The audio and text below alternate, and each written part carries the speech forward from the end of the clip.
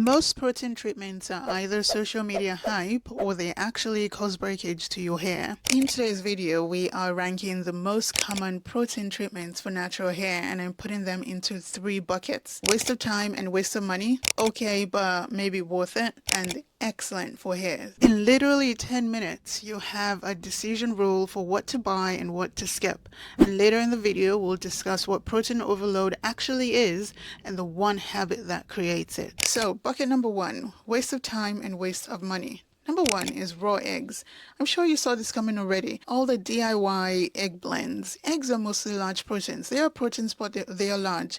In hair science, big proteins tend to sit irregularly on the surface of the hair rather than behave like a well-designed conditioning treatment that spreads evenly, adheres to the hair, and coats it or penetrates the hair shaft. Eggs cannot do that. Eggs cannot do any of that. Performance depends on molecular size, on charge interactions, on the formulation, and DIY eggs are lacking on all 3 fronts. Protein deposition is a physiochemical problem, not a more is better problem, meaning egg masks are a very efficient way to feel productive while making your wash day harder and longer. Number 2, and I'm sure you guessed this, mayonnaise protein treatments. Most of the results people are getting from these come from the oils, the emulsifiers, and the temporary lubrication, not a proper protein reinforcement that we actually need. It often leaves a film on the hair that forces you to use a harsher cleanser to wash your hair more often. And natural hair pays for that later with tangling and with needing a higher detangling force to detangle. Conditioners are engineered to reduce friction and to improve combability of the hair by depositing the right materials onto the hair fiber, and all the mayonnaise treatments do not do that. Number 3 is salon keratin treatments, marketed as protein repair. Bluntly put, many smoothing systems are not protein therapy. They are chemical smoothing or straightening processes. Typically heat activated, and formaldehyde exposure is a documented concern. I'm not ranking this as a protein treatment for healthy natural hair because it is a different mechanism with a real risk trade-off to consider. Number 4, rice water as protein treatment. Rice water is not a protein treatment the way the internet frames it to be. It's not. Just eat the rice. It is a variable mix where starch-like foams and residues can create a temporary strength sensation, that feeling, but it really is stiffness. If you use it too much or too often or don't cleanse it properly, that foam will raise roughness on the hair and friction, making your hair more prone to tangling and snapping. This is more so foam behavior, right, on top of the hair than actual reinforcement or strengthening. If you want a more predictable performance, you want a formulated product, a formulated system with controlled deposition, not fermentation roulette. You don't want that. Number 5 is gelatin DIY masks. Gelatin can form a foaming film on the hair, so yes, you can get that instant strength. Then you think that your hair is getting strengthened. The problem is that gelatin forms a rigid, brittle foam with poor dosage control and inconsistent rinse behavior. It doesn't rinse out clear. It's already so hard to rinse natural hair off clear because of all the kinks in it, let alone when you put something heavy on top of the hair. It will be almost impossible to rinse it all out completely. So it can push the fiber into stiffness rather than resilient flexibility, which is what we want from our protein treatments. Increased stiffness plus roughness increases friction during manipulation, increases friction during detangling, which is a direct path that leads to breakage for fine, coily strands. Okay, now to the middle. Things that can be helpful, but usually don't give you the best return for money, time, or consistency. And we only have one product in this category. Yay! Number 6, protein shampoos as your main protein strategy. Protein or strengthening shampoos are fine.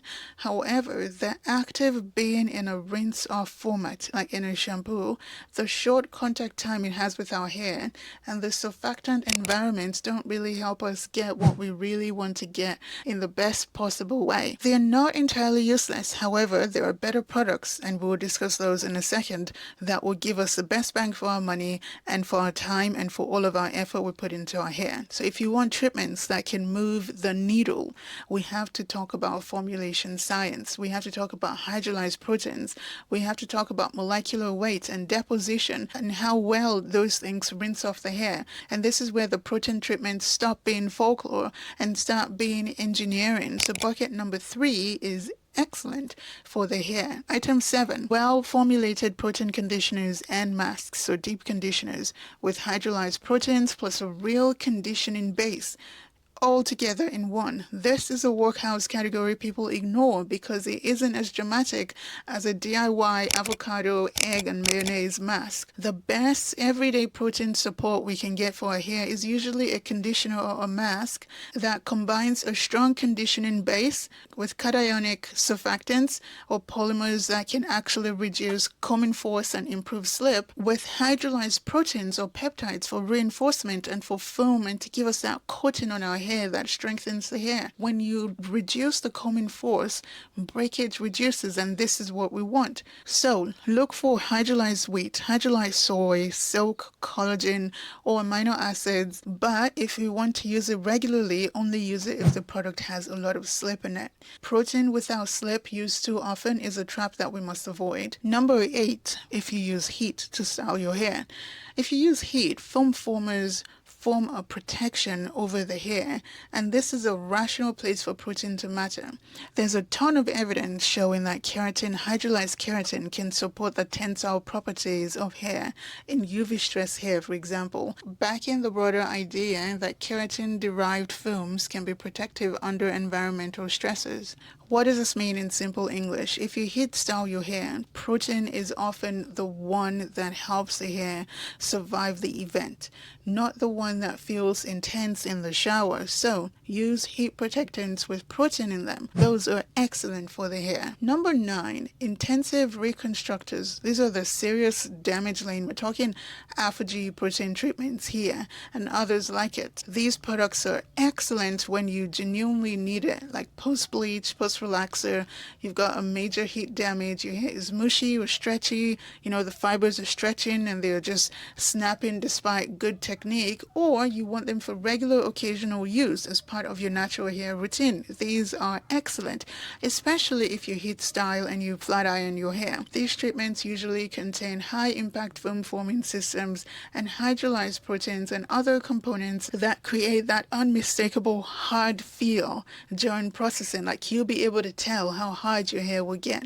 For example, the ApHogee 2-step protein treatment lists hydrolyzed collagen and hydrolyzed vegetable protein components among its ingredients. These treatments create strong foams and noticeable firmness to the hair, which can help the fiber that is mechanically compromised or is about to be mechanically compromised. But if your hair is mostly natural and your main issue is day-to-day breakage from friction, from handling, you often do better with the items we just described earlier than with the hardening of the hair strands. So use this, but not every wash day, not every 2 weeks either.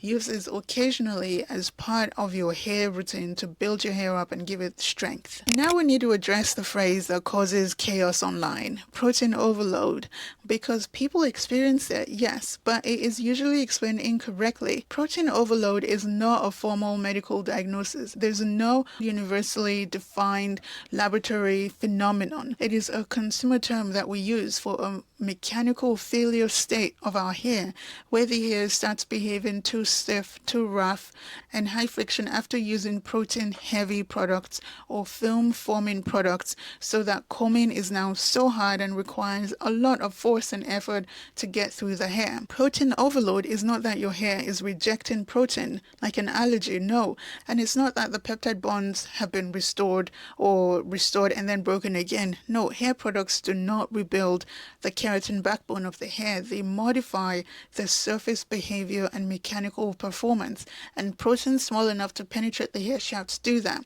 But here's the thing, people create protein overload by stacking protein mask plus protein shampoo plus protein deep conditioner, protein leave-in, protein everything, and this is what happens when we keep buying the entire line of a product. Sometimes we just need the one thing from an entire line and leave the rest of them, right? And stop using the same protein ingredients in so many steps on wash day. So if you feel like you have protein overload, clarify your hair once, please, not twice, once, and then use a regular deep conditioner. section your hair, use your conditioner, and properly condition your hair. Then you can return to using a protein treatment at a lower dose or at a lower frequency much later when your hair has recovered from the protein overload. Thank you for hanging with me today. I'll catch you in the next one. Have a great day. Bye.